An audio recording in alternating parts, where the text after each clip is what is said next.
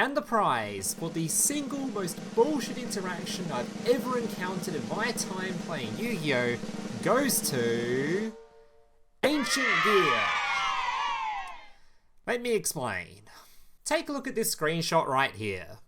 What you're seeing right now is a monster that is immune to card effects being destroyed by a card effect. It's quite silly.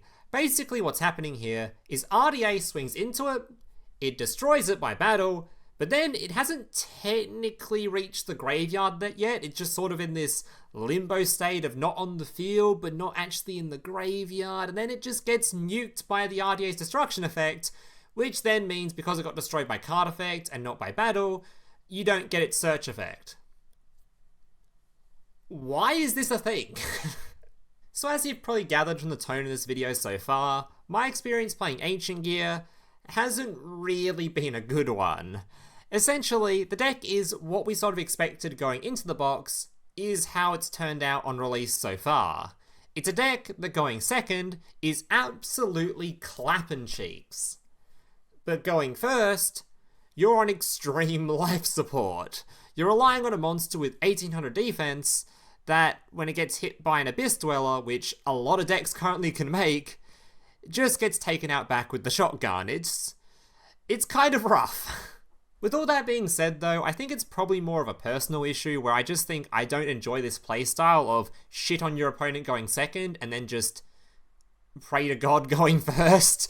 I think I just don't enjoy the deck very much, but the deck in terms of its actual power level, it's probably pretty good. It does take a bit of learning and there's a lot of combos and stuff you need to learn in order to play it. Once you do get playing it, if you do enjoy the combo playstyle and just breaking fields, going second, all that kind of stuff, you're probably going to have a good time with this deck list and it might be able to sneak its way into the top tiers.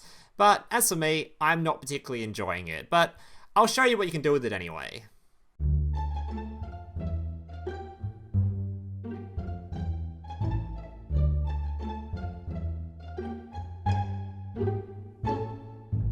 So here's today's deck list. Now just a reminder before I get into the deck list, if you guys are enjoying today's video and want to see some more content just like this in the future, and more deck lists of me in the future, please don't leave a like and consider subscribing to the channel down below.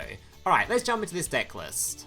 So first things first, I want to talk about ratios. So with this deck, I'm playing 25 card, but you can go up to 30 with it and still be very, very consistent, as because of the skill, most cards in here can be some form of a starter. Whether that be this dude, he can be a starter, this is a starter, this is actually one of your best starters, this can be a starter, this is a starter, this is one of your best starters, this can also be a starter, this is also a starter, you get what I mean. Basically the entire deck is a starter, so it doesn't really matter if you're playing 30 cards or 25, you're going to be basically 100% consistent. The issue is though, the more cards you play, the less likely you are to get a hold of your Ancient Gear Fortress basically on the start of your turn, which is really important as without this card on field, your field is pretty weak to a lot of targeting effects and to destruction effects and just about everything, hand traps, all that kind of stuff. So even drawing this going first is good, and drawing this going first to search for it is going good, and going second, it's also really good. So I don't know, I'm thinking I might even cut some more cards from this list eventually just because I want to see this card more often, because without it, this deck feels very, very flimsy, and with it, it's baiting out every form of disruption because it needs to be off the field, otherwise your opponent is just not interacting with you whatsoever. Now let's talk about the cards themselves, starting off with the monsters. First of all, you have your Dark Golem. This card's pretty simple. When it's normal or special summoned, add 2 Ancient Gear cards from your deck to your hand, then discard one. Then we have your big guy. This guy is basically in here as a requirement for the next card, which is your Ancient Gear Commander. This thing, when it's on the field, can send 1 Ancient Gear Golem from your hand or deck to the graveyard, to then basically get you an extra normal summon, and if you normal summon a big dude, you can then special summon back that Ancient Gear Golem you just put in the graveyard, or another Ancient Gear Golem or whatever else from the graveyard. Also, when it's in the graveyard, you can banish it to grab your trap card in your hand and place it on the field face up. You don't do this very often, as the skill can do this for you most of the time anyway. Then we have your box. This thing is basically just here to give you extra fusion material, because when it's added to hand, it then searches for another low attack Ancient Gear, which is the 500 attack ones from your deck. It's not super relevant, but it's mostly just in here because, well, you might as well just use it in between your combos to get an extra combo piece anyway, or an extra fusion material. You don't need to run this card, but you probably should run it just because it gives you more materials to work with. Alright, then we have your Wyvern. This thing, when it's summoned, just searches an Ancient Gear card. We have your statue. This thing on the field can be tributed to special summon Ancient Gear monster from your deck, which is very cool because it ignores summoning conditions, so you can just summon this dude straight to the field and get you searching 2 cards.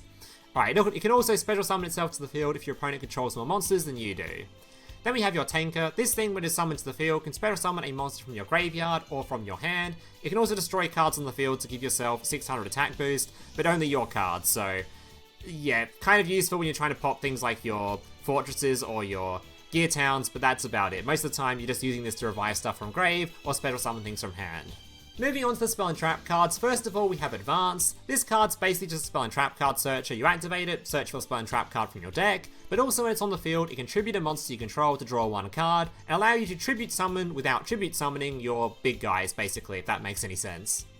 Then we have your Catapult. If you control no monsters, you can activate this card to destroy cards you control, to then special summon out Ancient Gear monsters from your deck without worrying about their summoning requirements. Also, when it's in the graveyard, you can banish it to destroy cards you control, to then summon a token to the field.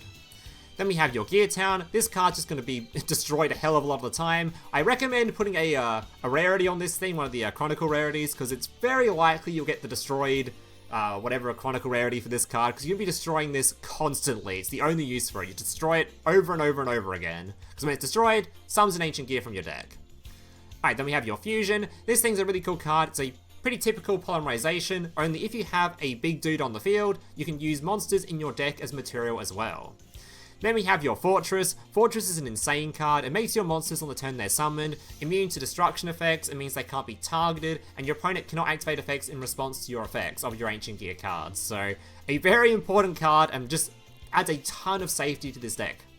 Alright, then we have your Duel. This card's also required because of the skill. It's also a really good card, which is, yeah, this card basically when it's on the field, Ancient Gear Golem and monsters that mention it in your monster zones are unaffected by your opponent's monster effects. Obviously, when you activate your skill, you just put this on the field straight away, it's face up, your stuff's just immune to your opponent's card effects. If your opponent controls a monster, you can fusion summon a fusion monster that mentions Ancient Gear Golem from your extra deck by banishing monsters from your field or graveyard as material, including Ancient Gear Golem you control, and if you do, it can make up to 3 attacks during the battle phase. So, yeah, a card that allows you to do fusion summons, and a card that defends your field. Crazy. And the skill, if you don't know, just puts it on the field straight away, as soon as your opponent tries to use a card effect. Alright, and as for the extra deck, there's basically only 1 new monster, well, actually 2. There is Ancient Gear Ballista. This thing, when it's summoned, searches your deck for an Ancient Gear card. Then you can destroy an Ancient Gear card on the field to reduce one of your opponent's monster attacks to 0. We have your big boss monster, which actually isn't new, but it's the main boss monster of the deck list. You summon this thing to the field with 4 Ancient Gear monsters. It's completely unaffected by spell and trap effects, and your opponent's monsters cannot activate their effects during the battle phase. So once this thing's on the field, if it's protected, your opponent is probably dying. It also does piercing damage, and it can attack all of your opponent's monsters. So this kills everything your opponent has on field most of the time. And that's basically it for the deck list. So without further ado, let me just show you some gameplay. Alright, so today I've got 4 replays to share with you, 3 of which happen to be against Resonator. Basically, as soon as I hit Legend, that was basically all I saw, just tons and tons of Resonator, and a lot of these guys didn't know about the interaction I spoke about at the start of the video, so it makes the matchup a lot more playable, but you'll see from these replays anyway. I have some going first, and some going second, and yeah, let's just check it out. So, like I said earlier, my experience with this deck list has been basically 50-50. You go first, you struggle, you go second, you win. But that doesn't mean this deck can't play going first. I'll show you some of the boards you can set up, but basically there are quite a few fields you can set up. Most of the time you're just setting up the dude on field that's immune to card effects and searching for a Kiteroid. But if you want to, you can also set up things like IP Masquerader into Underworld Goddess during your opponent's turn, or you can make a Biz Dweller if you know you're against an art type that sucks against that. But let me just show you. Alright, so first things first, activating my Fortress so my opponent can't target me with hand traps, which is good. Grabbing the Tanker. Tanker can then summon itself. Summon this dude from hand. Golem searching for 2 cards. Discarding a card. Ancient Gearbox getting an extra search. Making the Ballista. Ballista's now going to be searching. Grabbing the Gear Town. Activate the Gear Town. I can now pop that with this in the graveyard. Put the token on the field. Commander sending to graveyard for an extra normal summon. Summon the Wyvern. Search for the Advance. Advance now going to be searching for the Fusion. Making the Gear Gigant, or whatever its name is. and then I can search for a Kiteroid. So obviously, if you want to set up a different field here, you could make an Abyss Dweller here, you could turn these two into like an IP Masquerader here, then have the IP into whatever else, and we still have the Ancient Gear Fusion to fuse into the Howitzer in a moment. So plenty of things you can do with the material on field, just depends on what you're up against. Most of the time though, especially if you don't know what your opponent's playing, you're just going to have to set up this field and hope the Kiteroid and this dude is enough to keep you alive, which a lot of the time it is. Alright, but if your opponent makes an Abyss Dweller versus this stuff, you're gonna have a rough time, because Abyss Dweller stops Kiteroid, and Abyss Dweller stops this dude. If you're up against something like birds, for example, making the Underworld Goddess during the opponent's turn is obviously really good, because they can't really play through that without a tech card, so matchups like that, for example. Or Abyss Dweller versus maybe Salamangreat, something like that. Alright, so our opponents can do a whole lot of stuff. Thankfully though, it's nothing really too scary. He has one negate, and the negate can't even really be used because we've got the fortress on field, which prevents your opponent using stuff in response to your Ancient Gear effects. So I just get my search, summon this 2 to field, search for 2 cards. He can't negate it because this thing says no. Discard the Kiteroid, and he wasn't even able to beat through the field. Ancient Gear Fusion, summoning out the Giant. I could have done a ton of plays here if I wanted to, but I know he's dead on field anyway, so I'm just going to summon the big guy.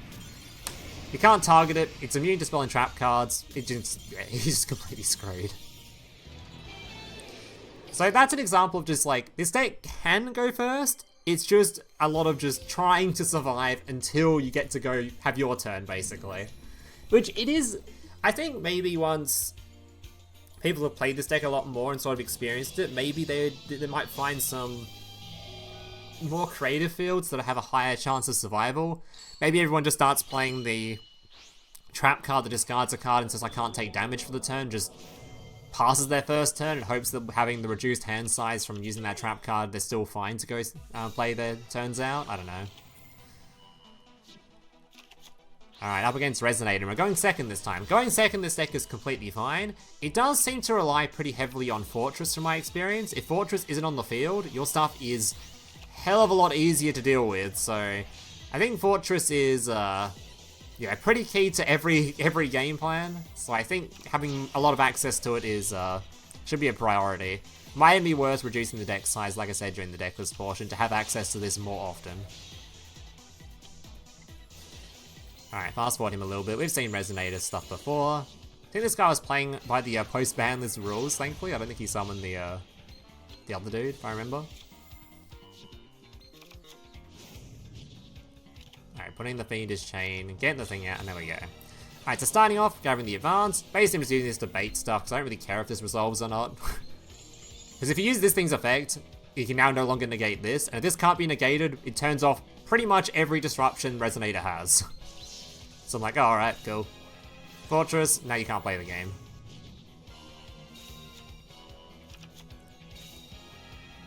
Alright, Commander, gonna be sending. Grabbing the dude, the Golem gonna be searching. So unless they have the specific tech cards like Red Rain or something, or I know Droplet or something, they can't really do a whole lot about the stuff I'm doing right now, because most of this stuff is targeted. Obviously Fiendish Golem is target, and Fiendish Chain is target. This dude's also target, but he's already used it, and on the thingo here. Even the hand traps are all target, so once this thing's out against something like Resonator, you might be in a good state. Oh, also important to note versus Resonator, this deck doesn't actually have any way to deal with this outside of this thing reducing its attack, or having an extra deck piece like Underworld Goddess, or some sort of way to remove it from the field. Obviously the Nightmare monsters just get negated, so it has to be something like Goddess that just removes it instantly, or this card that reduces its attack, so keep that in mind.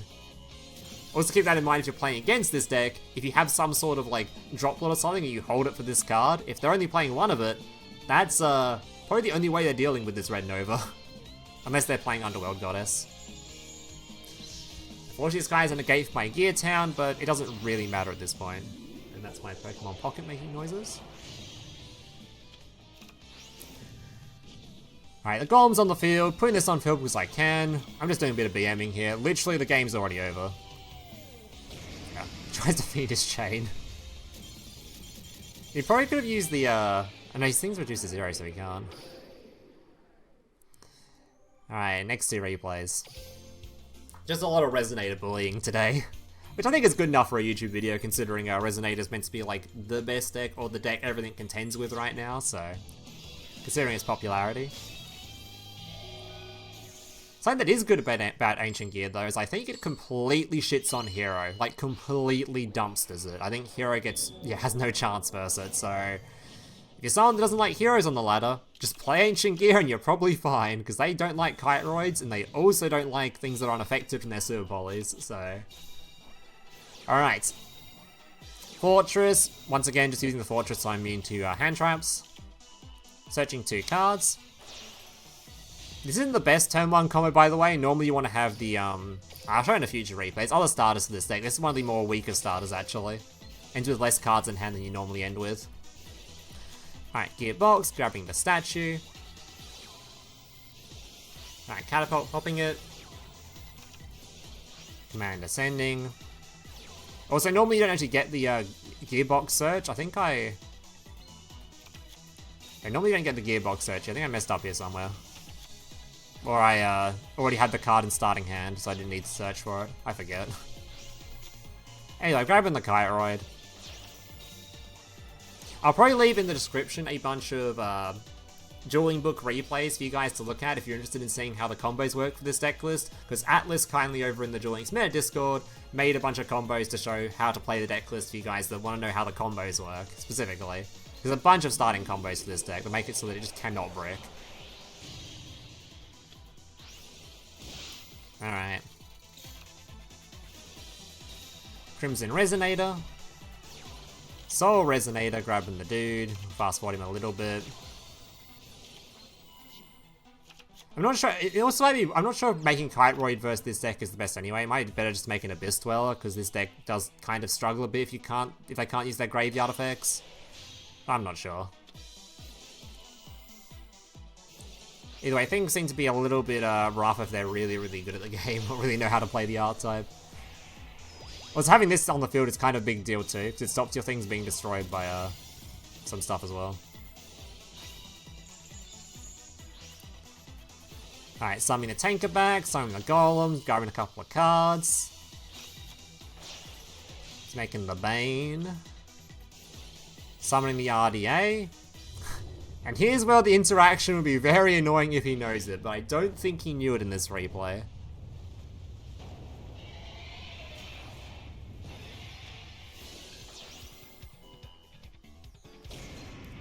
Yeah, if he swung this into the Howitzer, I wouldn't get the search from it.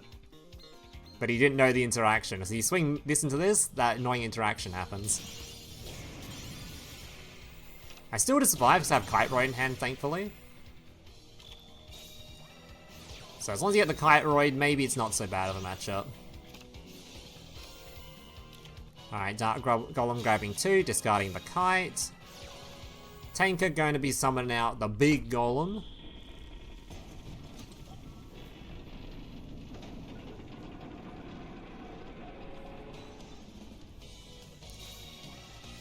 Alright, Ancient Gear Fusion. He's got no interaction on field, so I'm just summoning stuff for the sake of summoning stuff. Advance, grabbing the trap, because I can actually banish this dude to do the rare occurrence of activating the trap from hand, just to BM for some more fusion summoning, because I can. And he's Gonzo. Yeah, so if you can get a hold of Kiteroid, you're completely fine. The issue with Kiteroid, though, is that if your opponent has a hand trap, they can stop the search from your Gear Gigant to grab the Kiteroid, and it's the only target they can affect Veiler because of, well, your Fortress defends the rest.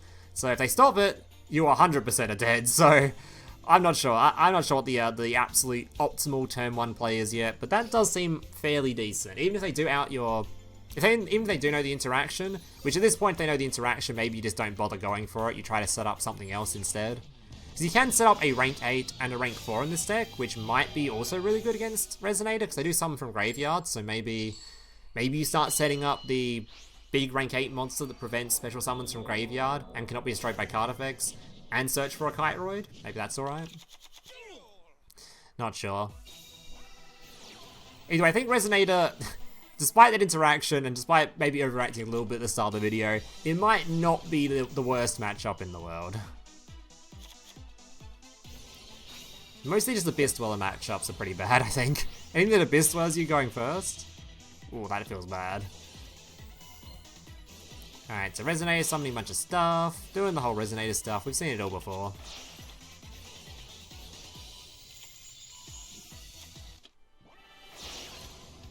Alright. Special summon my monster, or normal summoning my monster, sorry. Oh yeah, I was just trying to bait out Disruption here, because I didn't have Fortress, but he just didn't do anything until I had Fortress on the field, because I don't think he knows how the deck works. So I just was like, alright, you're gonna negate this? Nope, alright. You're gonna negate this? Nope, alright. These of course become the link, gets your search. Gear Town, tributing, summoning the Golem, grabbing 2. Yeah, once you got your Fortress on the field, they're not really playing the game. It's important though, like I said earlier, to make sure you're able to reduce this to 0. I'm actually playing 2 copies of Ballista in this deck, because I mean a few times when my opponent has managed to get this off the field and stop me using this thing's effect the first time, so I've actually got a second one just in case. I think it might be a hard once per turn, but it doesn't really matter, because they always negate on the search effect of this, not the this effect. It's also important because sometimes you use this thing going first, and if you use it going first, you don't have it going second, or you have it when the turn passes back to you to then reduce the dude to 0. Alright, plenty of options for this extra deck, honestly. Ancient Gear Fusion, and yeah, he's just donezo. I think he tries to use, yeah. Has forced to use the negate on this, but by this point, he should have used that way earlier. Tries to do this, doesn't work. Tries to finish chain it, doesn't work. And he's dead. Alright guys, that's good for today's replays. Hope you guys enjoyed them. If you did, remember to leave a like, subscribe, all that kind of stuff. And yeah, hope to see you in the next one. I might have another video tomorrow on some new box deck. I'm not really sure what I'm going to cover, considering I don't really want to touch the pendulum cards, but maybe train or something. Who knows? Thank you guys for watching. Hope you see the next one. Laters. Hey, big brother, can I watch SpongeBob? Shut up, Mokuba. I'm busy flagging YouTube videos to compensate for the fact that I have an extremely small penis. Oh.